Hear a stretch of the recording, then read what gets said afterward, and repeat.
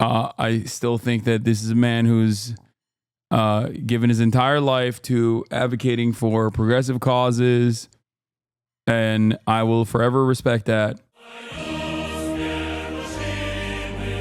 So cute, my little Hasanito. Understand that there are millions of Americans who disagree with President Biden and Vice President Kamala Harris on the terrible war in Gaza. I am one of them. While Israel had a right to defend itself against the horrific Hamas terrorist attack of October 7th, which killed 1,200 innocent people and took 250 hostages, it did not have the right to wage an all-out war against the entire Palestinian people. It did not have the right to kill 42,000 Palestinians. Damn, they hit Bernard with the 2 different camera angles on this one. That's crazy.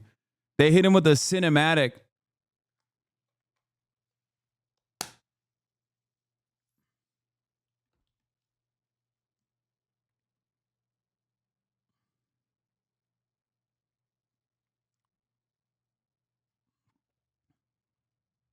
And yet they couldn't get him anti-reflective glasses. I mean, that personally makes sense. It's like, come on, Bernard is a relic, okay?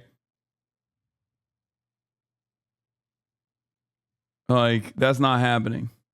2/3 of whom were children, women, and the elderly. I gotta or pee. injure over 100,000 people in Gaza. It did not have the right to destroy Gaza's infrastructure, housing, and healthcare system. It did not have the right to bomb every one of Gaza's 12 universities. It did not have the right to block humanitarian aid, causing massive malnutrition in children and, in fact, starvation. And that is why I am doing everything I can to block U.S. military aid and offensive weapons sales to the right-wing extremist Netanyahu government in Israel. And I know that many of you share those feelings. And some of you are saying, how can I vote for Kamala Harris if she is supporting this terrible war? And that is a very fair question. And let me give you my best answer. And that is that even on this issue, Donald Trump and his right-wing friends are worse. In the Senate, in Congress, the Republicans have worked overtime to block humanitarian aid to the starving children in Gaza.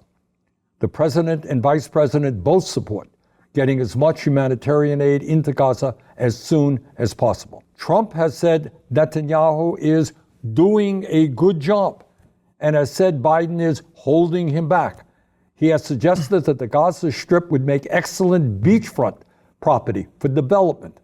And it is no wonder Netanyahu prefers to have Donald Trump in office. But even more importantly, and this I promise you, after Kamala wins, we will together do everything that we can to change U.S. policy toward Netanyahu. He's right. You just don't need to bring up Biden and all this if you want to talk about this. I don't think that's fair. I don't think that's fair. It's also not how this works anyway. Like, it's just not a thing that people do. Like, the idea, the cold, hard, calculated, lesser evil voting mentality is not a is not a strong message whatsoever. It's not a strong message at all. It is demonstrably failed. And the reality of the matter is, for most people, if this is their one issue, I don't know if he'd be able to convince them. Like, if Kamala Harris, dude, here, I'm going to be radically honest with you, okay? Like, lesser evil voting in theory is correct, okay? It is. It just is. It doesn't matter, though, because that's not how people operate. That's number one. And number two, okay, not only is it not how people operate, but also beyond that, the Democratic Party takes advantage of that time and time again to move to the right on every single issue, even when it is actually sabotaging their own chances. And worst of all, if Kamala Harris had done anything, like anything at all, even marginally different than Joe Biden, to like distance herself from Joe Biden on this objectively unpopular issue, on this objectively unpopular thing, if she had even communicated a different perspective, then these arguments would make a little bit more sense. Okay? I will never tell you not to vote. Things aren't just right because you say so. What the fuck? Wait, what do you mean? Dude, it's literally 99% Hitler versus 100% Hitler. Technically, it is correct. 99% Hitler is better than 100% Hitler. What are you talking about? But that's not how it works. Like, that's not how anything works. The fuck do you mean?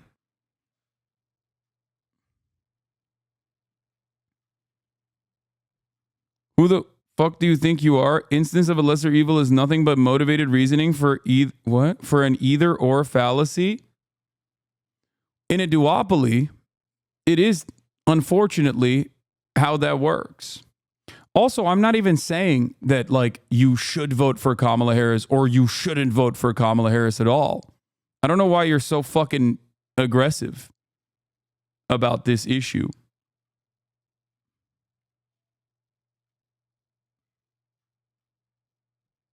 Yeah, vote socialist. If you want to vote socialist, go ahead. You know, I'm not going to convince you otherwise. The fuck do you mean? As long as you're not voting for Donald Trump.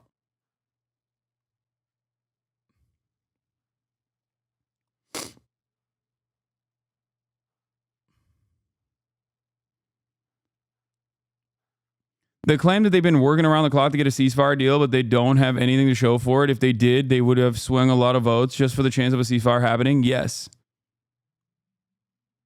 Okay. It's correct. 100%.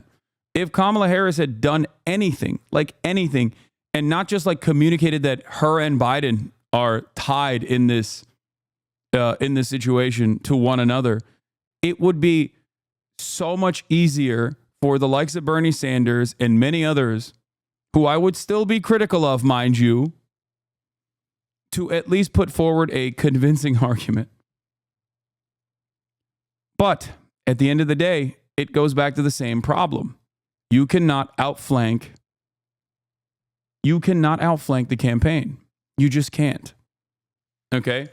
There is no world where you can just imagine a separate way that the Democrats are going to operate. You can't convincingly tell people that like what the Democratic Party is tirelessly actually doing is false. What they're spending their money on, what they're spending their finite amount of time on in this truncated campaign is actually not the truth. You cannot correct for the mistakes of the campaign. And this is something that a lot of people don't understand for some reason. That's why they place a lot of emphasis on the likes of myself, right? Oh, dude, your opinion on this matters quite more than you think. You have a lot of influence. It's like, I cannot convince people personally on an issue that the Democratic Party chooses to not convince people on. It's just not going to happen. That's it. It's that simple. And it didn't work in 2016. And it didn't. I mean, I literally advocated for fucking Hillary Clinton. As a Jew, I couldn't vote for president when my siblings in Abrahamic faith are being genocided because they're Palestinian. Morally, I just couldn't vote for genocide. The first time I voted with my faith.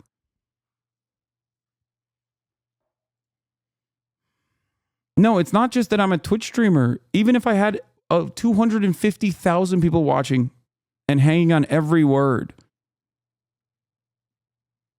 As a chatter correctly pointed out earlier, you cannot, as a singular person, outflank the campaign.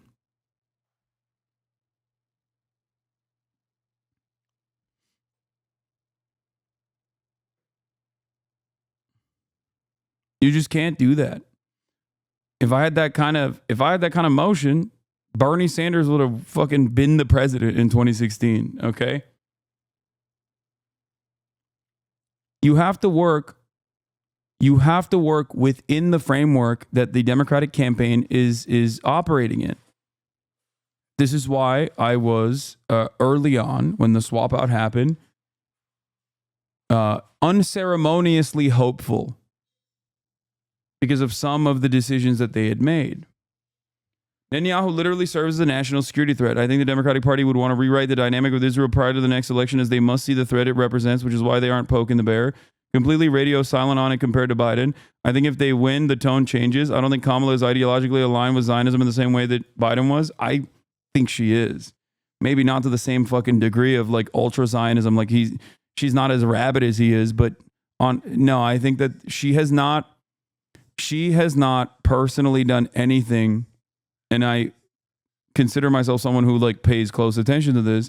I don't think she's done a lot to show that. Not only is she currently the vice president, but beyond that, she had a fantastic opportunity to separate herself, which she did not. And there was plenty of evidence to show why this would be a smart decision in terms of her electoral chances. But consistently, time and time again, the Democratic Party and the campaign has basically cast aside and has chosen to try to win in spite of this very obvious gimme. Whether it be snubbing a Palestinian American from speaking, to kicking out a prominent Arab invited guest, to consistently giving Benjamin Netanyahu unlimited weapons every time Benjamin Netanyahu comes out and shits on Joe Biden over and over again.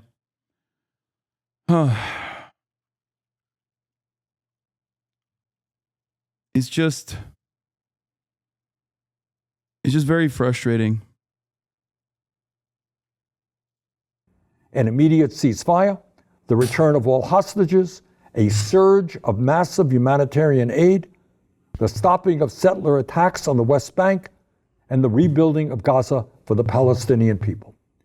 And let me be clear, we will have, in my view, a much better chance of changing U.S. policy with Kamala than with Trump, who is extremely close to Netanyahu and sees him as a like-minded, right-wing extremist ally.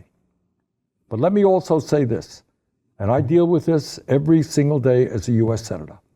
As important as Gaza is, and as strongly as many of us feel about this issue, it is not the only issue at stake in this election.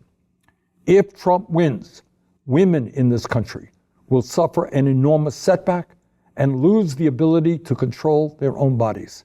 That is not acceptable. If Trump wins, to be honest with you, the struggle against climate change is over. While virtually every scientist who has studied the issue understands that climate change is real and an existential threat to our country and the world, Trump believes it is a hoax.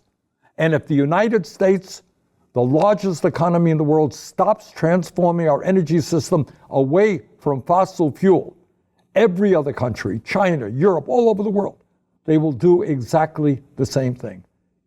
And God only knows the kind of planet we will leave to our kids and future generations. If Trump wins at a time of massive income and wealth inequality, he will demand even more tax breaks for the very richest people in our country while cutting back on programs that working. Do you genuinely think that not voting is a form of protest that Dems will actually motivated them to change their stance on things moving forward? I agree with you, but they're so fucking dumb.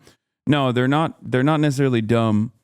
They're deliberately just refusing. And no, I don't think that a protest vote it causes them to learn an important lesson. I don't believe that.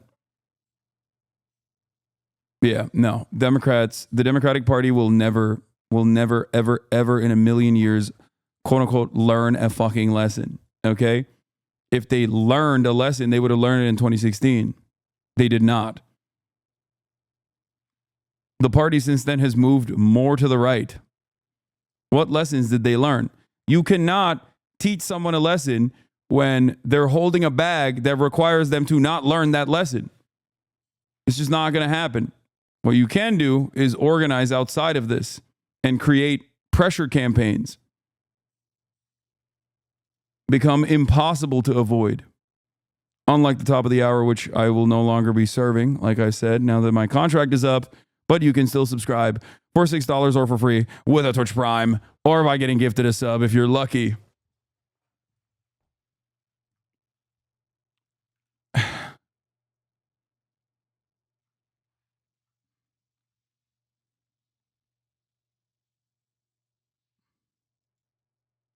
Families Uncle desperately Grampy, need. thank you for the 10 The gifted rich subs. will only get richer, while the minimum wage will remain at $7.25 an hour. Organizing under a Kamala presidency would be significantly easier than Trump. That's one of my core points.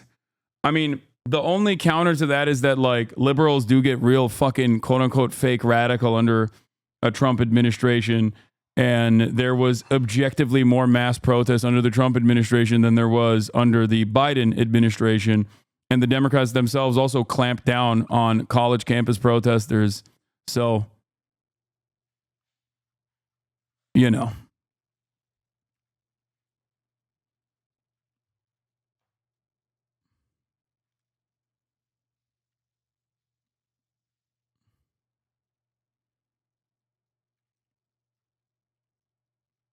That's something to consider. Hour, and millions of our fellow workers will continue to earn starvation wages. Did you all see the recent Trump rally at Madison Square Garden? Well, I did. And what I can tell you is that as a nation, as all of you know, we have struggled for years against impossible odds to try to overcome all forms of bigotry, whether it is racism, whether it's sexism, whether it's homophobia, whether it's xenophobia, you name it.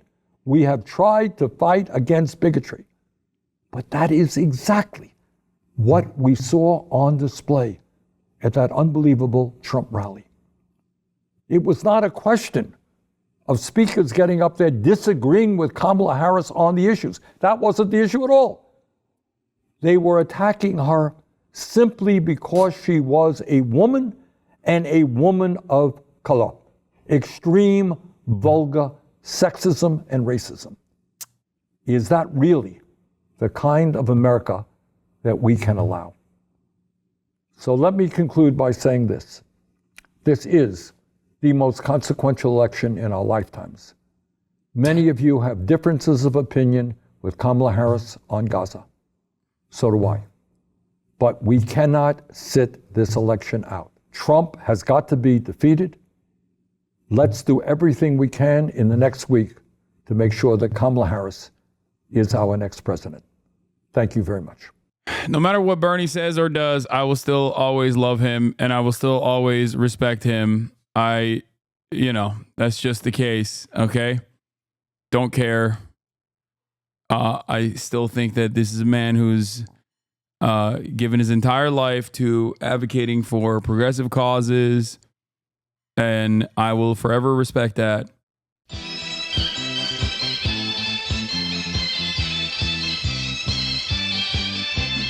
Hiện ra太陽風呀風風風呢，是做太陽是毛不都飛，看看到我們的職業版呢。